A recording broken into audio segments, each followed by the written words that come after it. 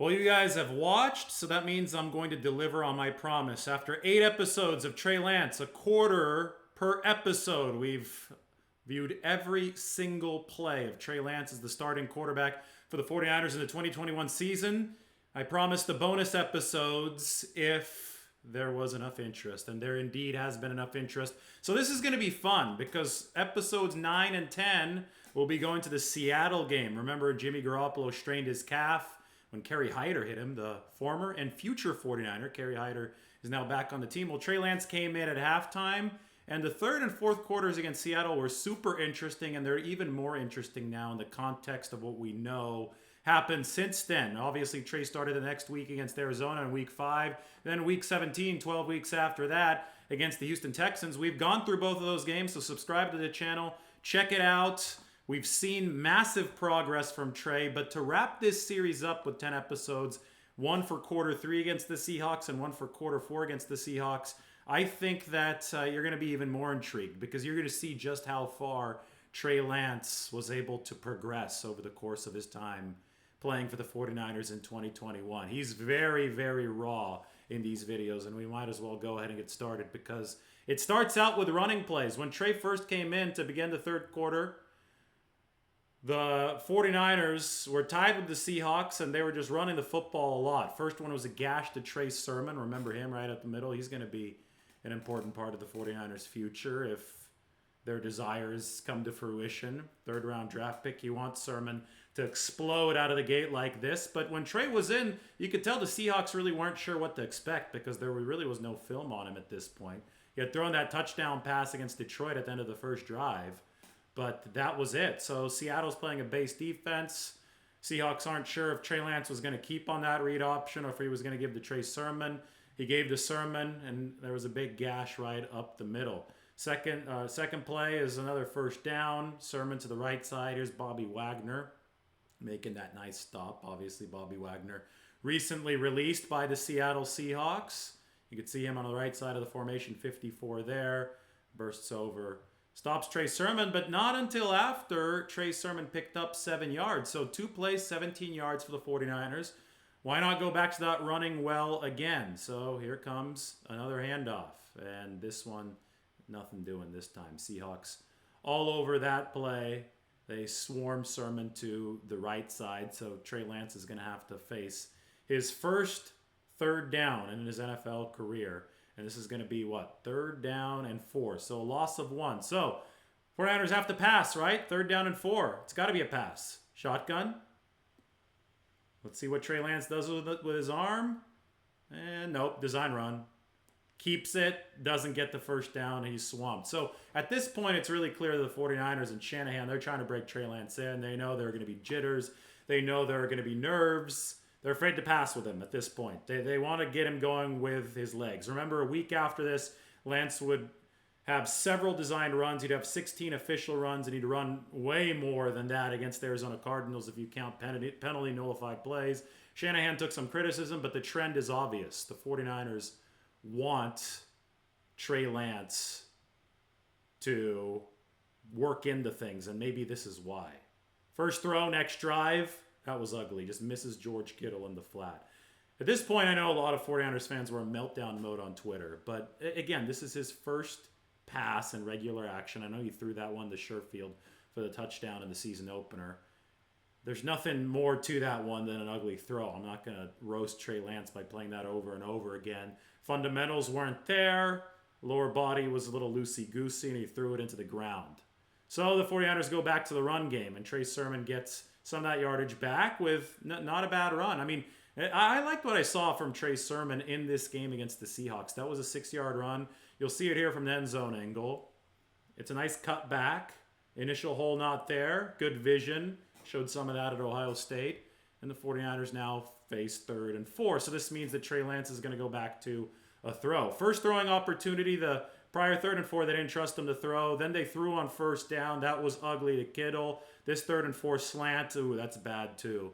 Behind Deebo Samuel, and even if it's on target, there are 2 defenders there, as you'll see from here. So a very, very shaky start for Trey Lance with his arm.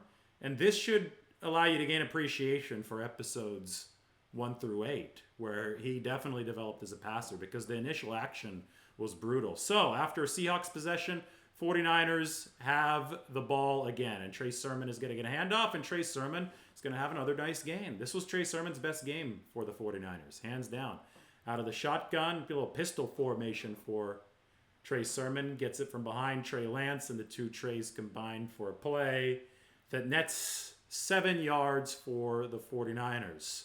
So the ground game is working. The pass game is not for Trey Lance here late in the third quarter. So you stay with the ground game, and Trey Sermon tries to push forward, tries to pick up that first down. He gets close to it. He needed about 3 yards. We'll see how many of them he got here from the end zone angle into a crowd. But still, I mean, good leaky yardage there picked up by Trey Sermon, and it sets up 3rd and 1. What's happening next? Well, you could probably guess it. This is what happened with the play calling on Lance early on a lot, a designed run. And Lance does well enough to pick up that first down. Don't want him taking too many hits. That one didn't look all too damaging, but Lance does pick up the first down. And this is going to be one of many design runs over weeks 4 and 5 as Trey Lance got more comfortable in the pocket. So 1st and 10, third quarter drawing to a close. 49ers have since lost the tie in this game, and they're unable to score here in the third quarter. So they're trying to work back without a pass game. Oh, and all of a sudden, you got a pass game.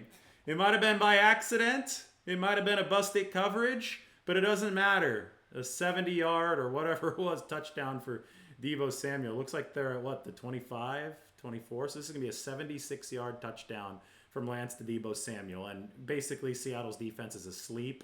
Nobody's covering Deebo Samuel. Lance completes the pass, and Samuel's going to sprint for the touchdown. From a film and perspective analysis, there's not too much to break down there. Seattle screwed up, and the 49ers were beneficiaries of it. And Trey Lance threw his second career touchdown pass. First to Sherfield, second one there on a broken play to Deebo Samuel. And hey, at least they gave the 49ers a good taste in their mouths. But this didn't give them a good taste in their mouth. A false start on the 2-point conversion attempt. So they were going to have to settle for a field goal, and I think they actually missed that field goal, and now we're on to the fourth quarter. The fourth quarter is going to be the next video, so that's it for the third quarter. Not a lot of good for Trey Lance as far as the pass game went, but that first completion went for a 76-yard touchdown. I hope that this third quarter helps you appreciate how far Trey Lance has come, because it was brutal at the start with that miss to George Kittle, with that miss to Deebo Samuel, with the 49ers' insistence to run the ball instead of pass it because they were so nervous about Trey Lance coming in there and having to pass the ball. But in all fairness to him, this was not his game plan. This was a Jimmy Garoppolo game. This was one where Garoppolo got hurt in the first half, and they had to go to Trey Lance in the second half, so Lance didn't get first-team reps during the week. And as you'll see in the fourth quarter, Trey starts adapting a bit. And Trey starts scrapping for the 49ers, and they do fight back from the deficit that they found themselves in after that third quarter against the Seahawks. And no, we all know how it went. They didn't win the game, but we do know that Trey got better, that he did some stuff that showcased his athleticism down the stretch in the fourth quarter. And what we're looking for right now out of Trey Lance is up here. We're looking for the mentality. We're looking for resilience. We're looking for the smarts. We're looking for the reaction capability. We're looking for signs of an upward trajectory. Because the guy, entering this game had 318, or if you count the one in Detroit, 319 real reps, like pass attempts in college that mattered. So college plus the one against Detroit, where he kind of vultured in for the touchdown to Sherfield, 319 is not a lot, especially coming from the FCS level. So Lance was raw as can be entering this game against Seattle. He didn't get the practice with the first team during the week. The third quarter looked about what you would expect it to look like for a rookie, given those parameters. But you have to view things in the big picture. You can't be zeroing in on one thing and then trashing Trey Lance because he looked bad in a short period of play, in which obviously the context dictated that he probably would look bad. You have to look at the totality of things, and that's what's going to happen in episode 10. So make sure that you subscribe to the channel. This has been episode 9. If you've missed episodes 1 to 8, the quarters against Arizona and the quarters against Houston, we'll watch those too, because episode 10 might bring everything together. I know we're doing the Star Wars style. We're doing it like the prequel, right? We're doing episodes 9 and 10 are actually what happened before, but I hope this is better than The Phantom Menace, because that movie really sucked. But anyway, episode 10 is going to be fun. Fourth quarter, Seattle coming up next. Subscribe to the channel. You'll have it in a couple days, I promise. Talk to you all very, very soon.